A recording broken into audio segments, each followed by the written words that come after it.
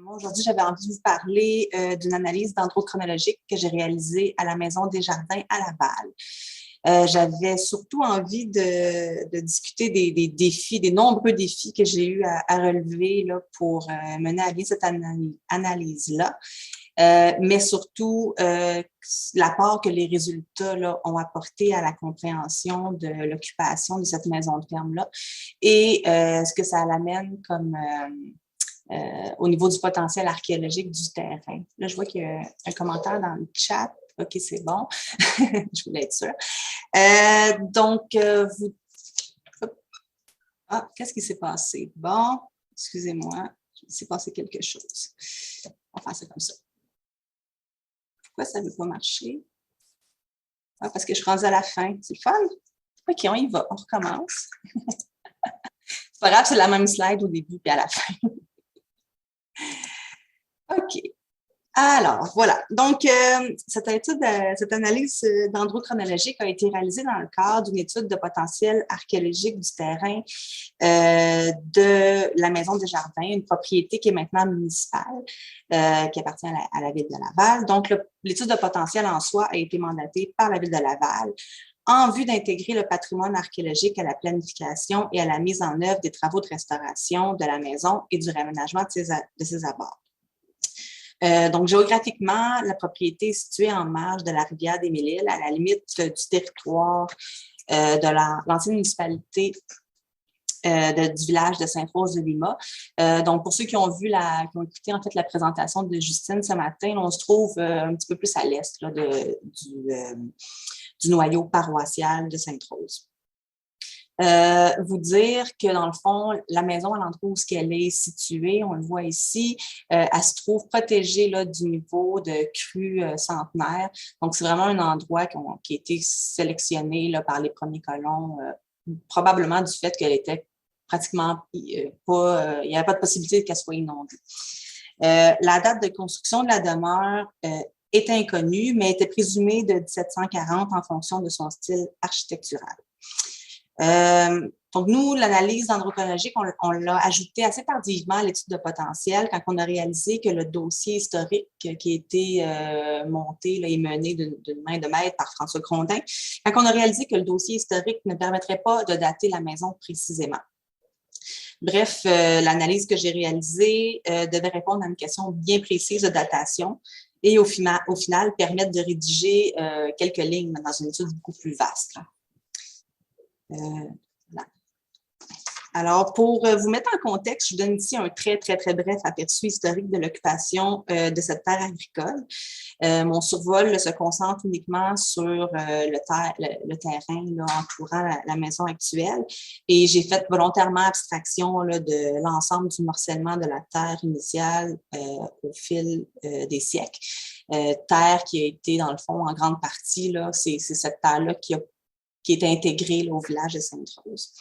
Donc, si on évoque que la concession initiale de la terre se fait en 1729 à Pierre Filiatro.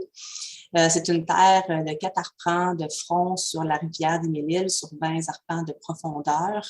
La terre va être agrandie là, en profondeur après coup. Pierre Filiatro va donner cette terre-là à son fils Charles en 1763. Et dans l'acte de donation, il est mentionné que la terre comporte une maison, 2 granges, un étable, une écurie, une bergerie et d'autres bâtiments. Charles va conserver la terre jusqu'en 1802, année où il va, dans le fond, lui aussi la donner, mais il va la séparer en deux, il va la donner à 2 de ses fils. Et c'est son fils Antoine qui hérite de la portion qui avait la maison familiale. Et dans cet acte de donation-là, c'est inscrit que la maison... non, tu peux écrire tout de suite. Ah oui, c'est inscrit que la maison est en pierre. Voilà. Quand je parlais de l'endroit de la maison, donc c'est le bord de la rivière des Mille-Îles avec la ligne d'inondation, la crue de 100 ans. Ça va durer plus que 10 minutes finalement, Agnès, je te le dis. La maison des jardins est ici. Vous voyez bien, là, tout le monde, c'est bon?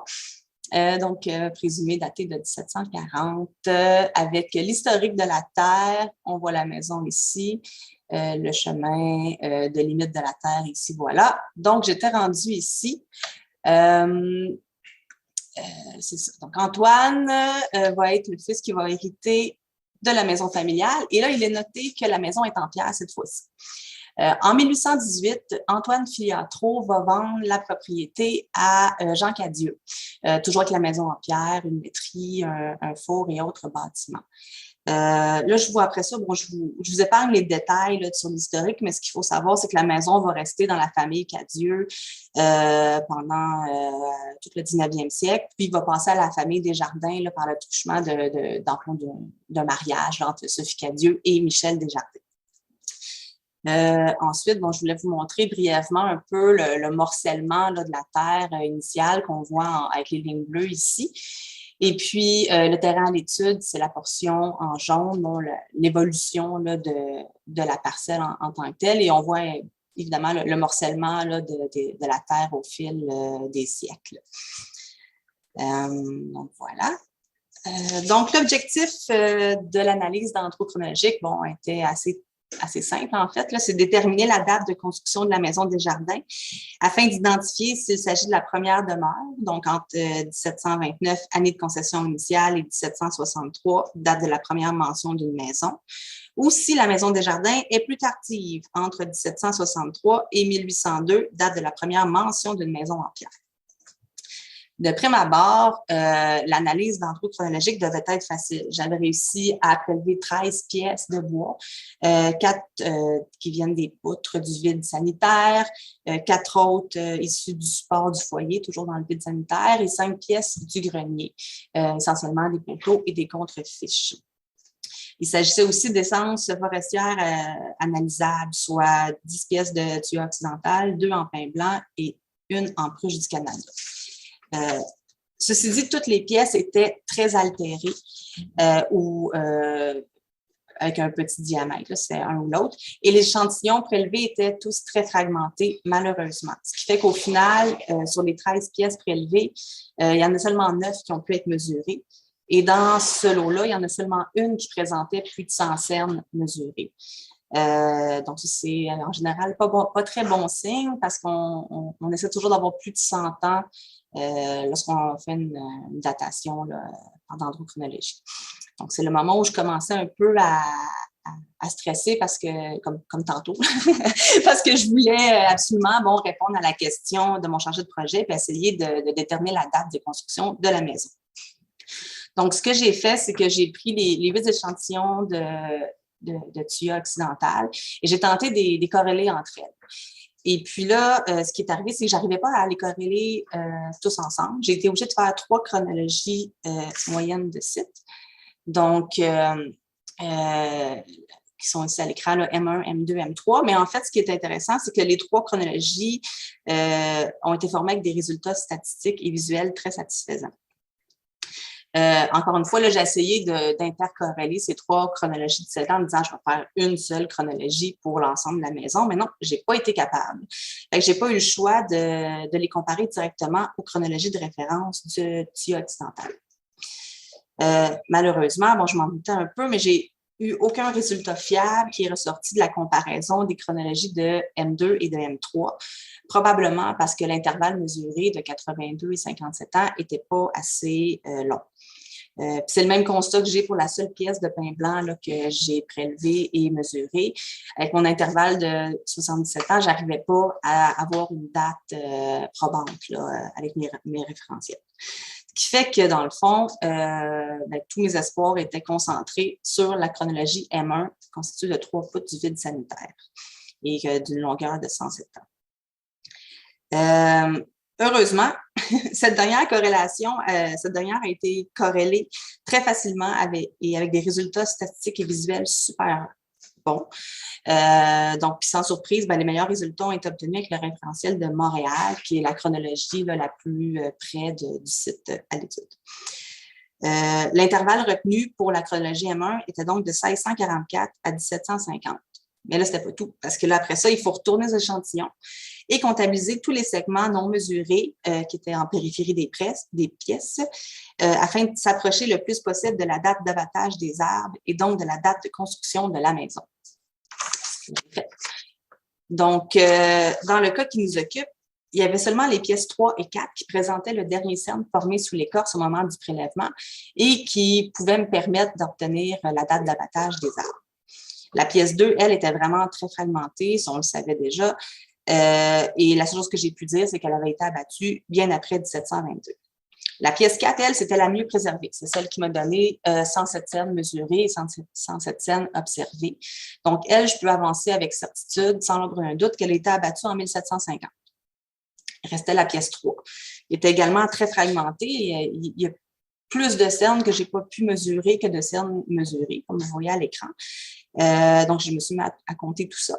Puis l'autre problème aussi que j'avais, c'est que le cambium qui avait été observé sur la pièce, en fait, au moment du prélèvement, je l'ai perdu. Je ne peux pas avancer une date d'abattage précise, malheureusement.